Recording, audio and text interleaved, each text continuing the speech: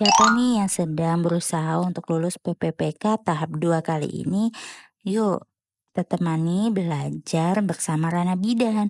Soal yang akan kita bahas di sini memang sudah memuat ya dari kisi-kisi yang ada, baik untuk bidan terampil ataupun bidan ahli.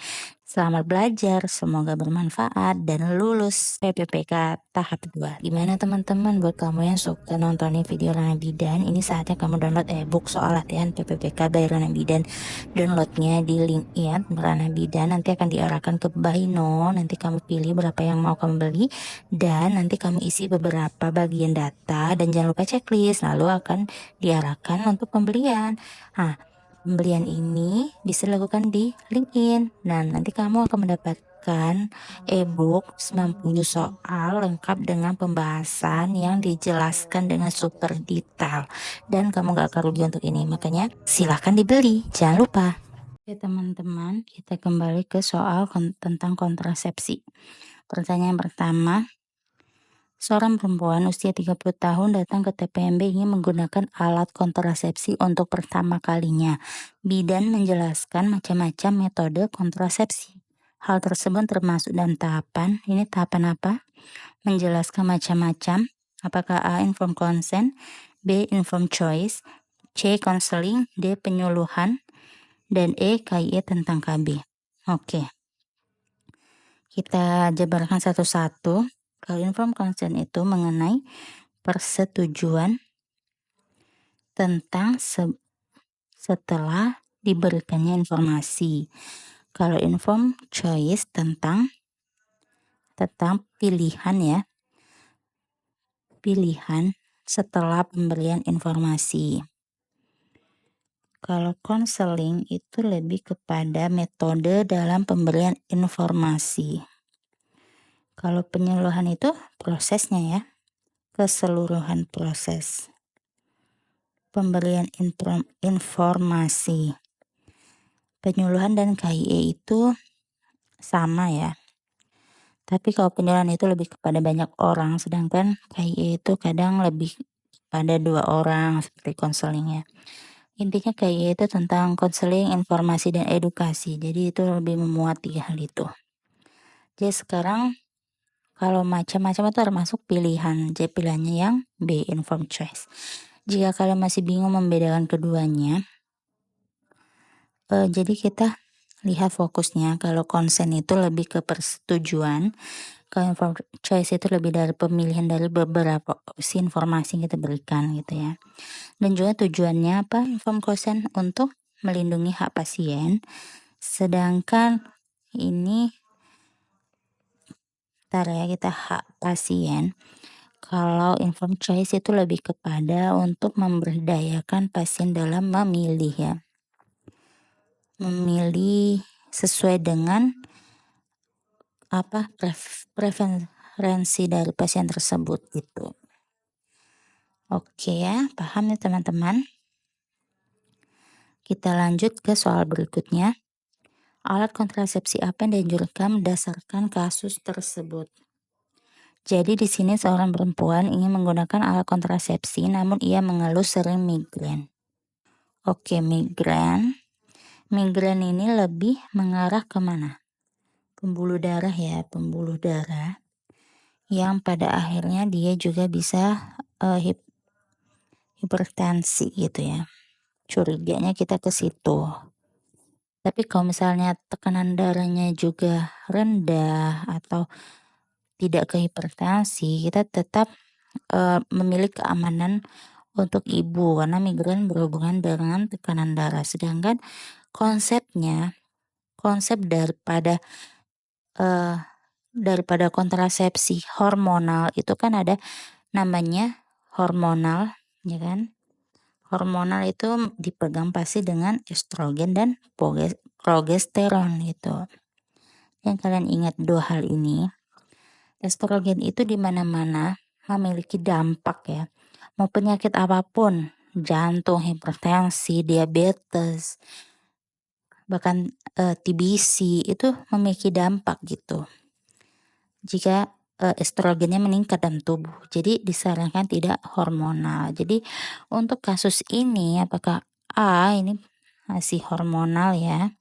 Ini semua hormonal jadi apa? Kondom. Nah, kita menyarankan keamanan pasien dulu ya teman-teman ya. Karena kita ingin tujuannya bahwasanya kontrasepsi ini tidak berakibat fatal untuk ibu dan bapak gitu. Jadi kita lebih memilih hal tersebut. Jika dia ada keluhan seperti migrain, yang selanjutnya memang kita tidak ketahui apa penyakitnya dan itu perlu konsul konsul kepada dokter sehingga untuk keamanan dan kenyamanan kita memberikan pilihan yang jelas, aman dan jelas nyaman untuk ibu, yaitu kondom. Nah, selanjutnya baru kita sarankan untuk dilakukan pemeriksaan lebih lanjut ke dokter gitu ya. Oke, untuk nomor 3, indikasi dari penggunaan kontrasepsi. Kontrasepsi apa yang dimaksud?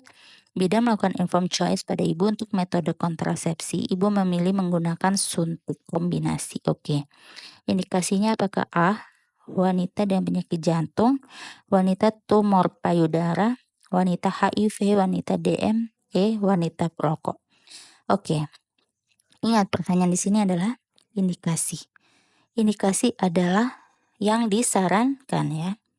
Indikasi yang boleh gitu. Yang boleh. Oke. Di sini apakah penyakit jantung boleh? Ingat suntik kombinasi ada hormon ya kan jelas 2 hormonnya ya. Estrogen dan progesteron. Jadi tadi akibatnya jelas ya. Estrogen apa tidak boleh ya kan? Jantung jelas tidak boleh.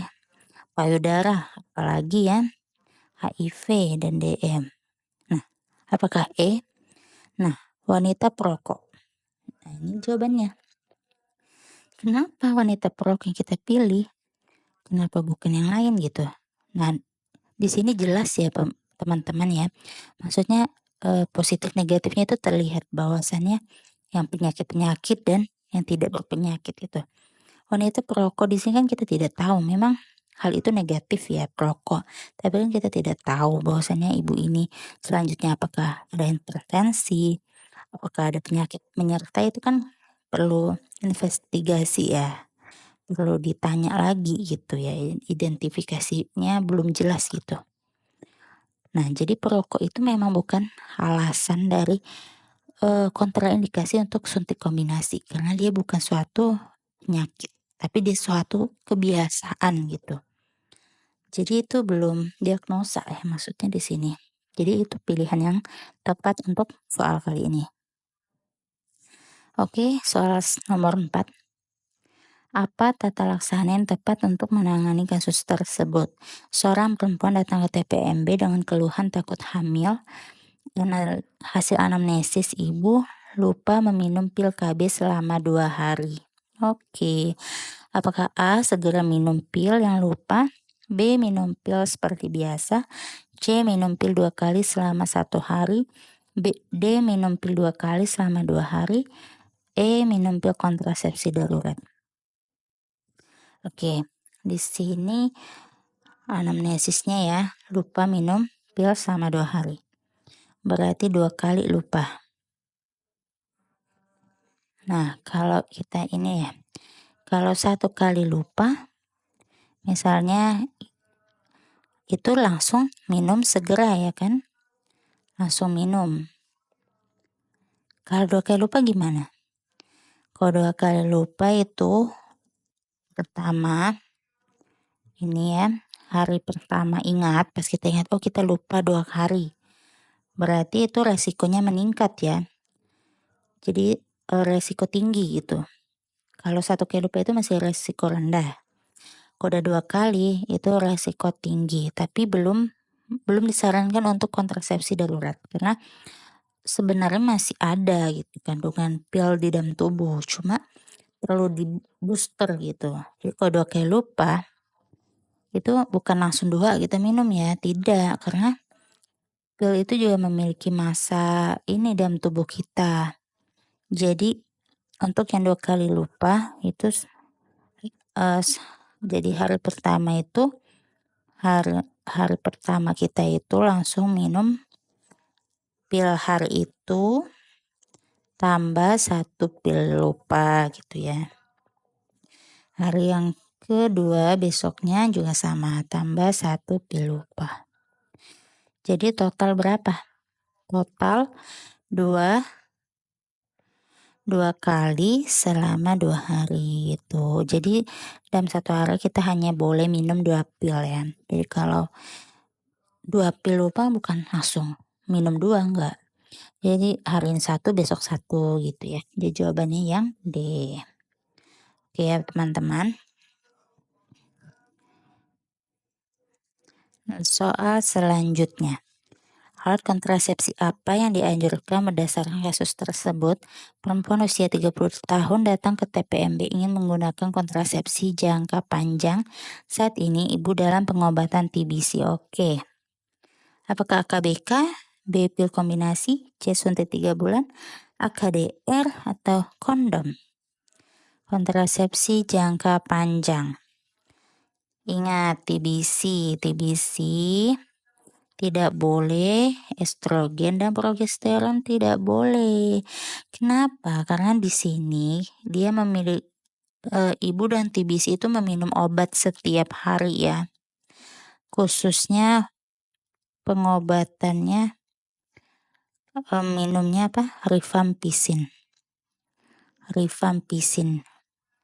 Jadi rifampicin ini dapat menurunkan efektivitas daripada pil hormonal kontrasepsi hormonal gitu. Jadi mau estrogen mau progesteron atau estrogen dan progesteron itu tetap diturunkan efektivitasnya. Jadi lebih berbahaya ya. Jadi kalau tidak berfungsi gimana? Sia-sia aja kan. Dan juga resiko kehamilannya bisa meningkat gitu. Nah, untuk itu makanya disarankan untuk tidak menggunakan kontrasepsi hormonal. Jadi yang boleh cuma AKDR dan kondom. Di sini apa jangka panjang, jadi AKDR. Oke teman-teman, setelah pahami konsepnya ya. Nah untuk itu kalian jangan lupa like, subscribe, dan komen. Nanti kita tayangkan kembali soal-soal yang hot untuk ujian PP3 kali ini.